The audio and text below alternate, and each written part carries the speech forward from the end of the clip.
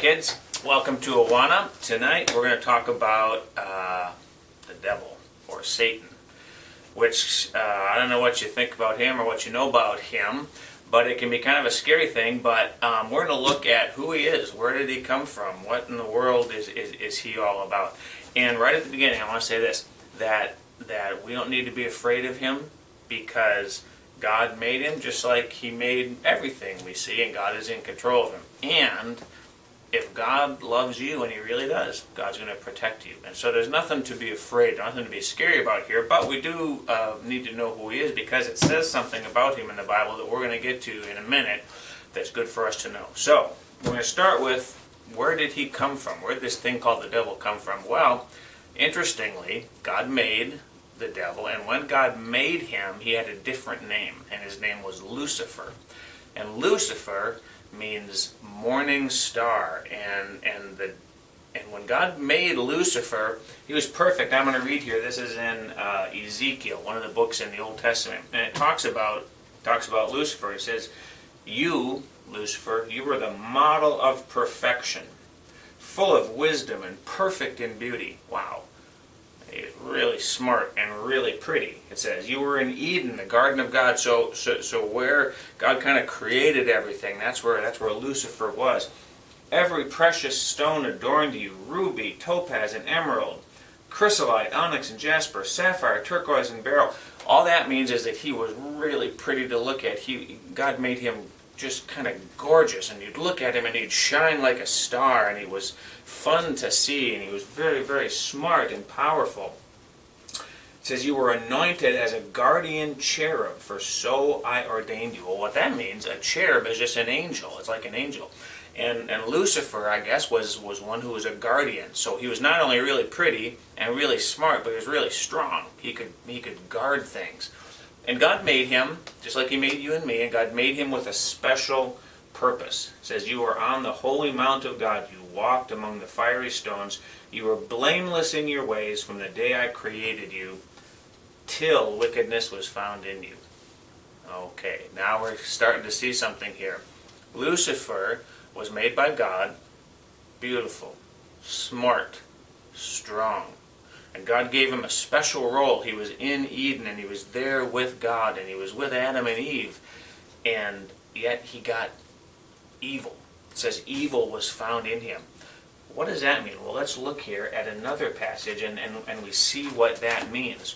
How did he get evil? Well, now we're going to look in the book of Isaiah, which is another Old Testament book, and here it talks about him too, and it says this: "How you have fallen from heaven, O morning star." That's that word, Lucifer. "O morning star, son of the dawn. You have been cast down to the earth, you who once laid low the nations." Why? Well, here it says why. "You said in your heart, I will ascend to heaven. I will raise my throne above the stars of God. I will sit enthroned on the mount of assembly, on the utmost heights of the sacred mountain. I will ascend above the tops of the clouds. I will make myself like the Most High." You know what the evil was that Lucifer found in his heart, or that God saw in Lucifer's heart?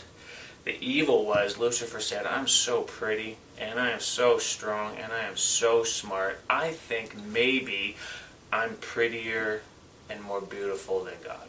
Maybe I'm smarter than God. Maybe I'm more powerful than God. And I want to be just like God, or maybe even a little bit above God." And that's evil, because Lucifer wasn't those things. He was made by God, and he was made by God to serve certain purposes and to worship God, and he decided, I'm at least as good as God, and I think maybe even I'm better than God. And that's really what sin is to say to God, you know what? You're not so great. I can do this myself. And that's what was in Lucifer's heart. Sin entered his heart. And so something happened to him. It says he got cast down to the earth. He fell from heaven.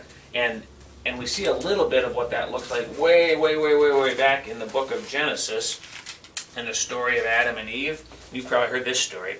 In the story of Adam and Eve, where the snake comes, remember the serpent comes to tempt Eve? Well, that was the devil. that was the devil. But I think at that time he looked really, really, really cool. I think he still kind of had this a lot of that beauty, and we don't know exactly what he looks like, but what he looked like. But I think he was kind of like, I'm guessing here, but I think he looked like a dragon, but not a scary dragon, a really beautiful dragon with wings, and he could fly maybe, and when you looked at him, it was like, wow, this guy is cool looking. But there was something wrong with him, and what did he do? He tempted Eve to eat the apple when he knew that she shouldn't have. And so then this is what God said to the devil after all of that.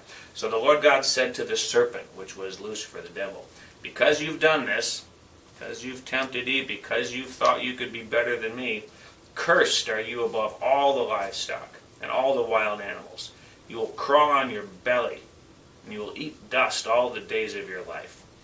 You see, the devil kept changing. He started off as the morning star, this beautiful, strong, powerful, wonderful, smart thing that God created in the Garden of Eden and up in heaven with God. Then he got proud in his heart, so his name changed to the devil, and he got cast down to the earth. But I think he was probably still looked really good, and he could kind of look good to the folks, and I think he looked good to Adam and Eve. But when he tempted them, God cursed him even more. Said, now you're going to look like a snake and crawl on the ground on your belly, and you're going to eat dust. So Lucifer kept getting lower and lower and lower, and he was Lucifer. He was God's beautiful creation in heaven with God. And then he sinned, and he was down on earth, and he was not quite as powerful and not quite as beautiful as he was before. And then he tempted Adam and Eve, and he got even less beautiful than before. And so now that's, I think, where he is. And so what do we think about him, or what do we do about the devil? Well, you don't have to be afraid of him, because we can see that every time the devil tries to fight God, he loses. Every time the devil thinks, I'm going to do something that God doesn't want to do, God says, no, you're not. And he just can control the devil. So you and I don't need to be afraid of him, because God's more powerful than him. But we need to be aware of him. And now in the New Testament, in 1 Peter, it says this, be self-controlled and alert. Your enemy, the devil, prowls around like a roaring lion looking for someone to devour. See, he's still our enemy, and he hates us. He hates us because we're God's people. And he hates God. He just decided to hate God, and it ruined him. And now he hates everything about God, including you and me. If we're God's people, the devil hates us. And so he'd like to hurt us if he could. And so Peter tells us here, hey, be aware. It's like there's a lion prowling around. But here's the thing that you don't have to worry about. If there's a lion out in your front yard, you don't want to go out there and kind of grab the lion by the tail, because he might bite you. But you don't have to be afraid of him, because here's why. Because your dad and your mom built a house, and you can be in that house and you're safe. And your dad and your mom are bigger than that lion, and they can chase the lion away, and God can do that with you. You see, God will protect you from this devil, from this thing that's out there. So you don't need to be afraid of him. You need to be aware he's going to try to trick you. And it's interesting to think about the devil. Just a couple more things that we can think about. Jesus talked about the devil, and the devil tried to tempt Jesus. And Jesus said this about the devil. He said, you know what?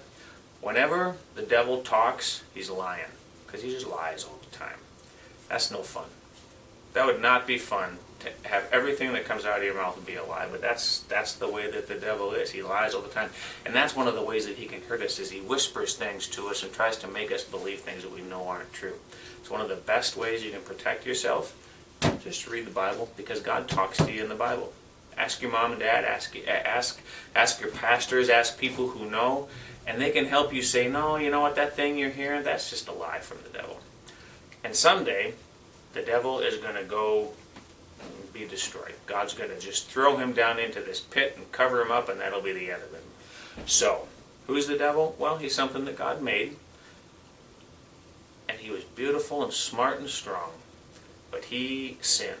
He decided he was better than God, or he wanted to be stronger than God, And you just kept getting lower and lower and lower, and that's what sin will always do to us. Sin always makes us worse and worse and worse, and that's what happened to the devil. And so now he looks around, he knows that his end is near, because he's realized he can't fight God, and he's just mad. And so he's trying to lie to you and me and try to get us into trouble. We don't have to be afraid of him, we just have to be aware of him. So that's who the devil is, all right? All right. See you next week.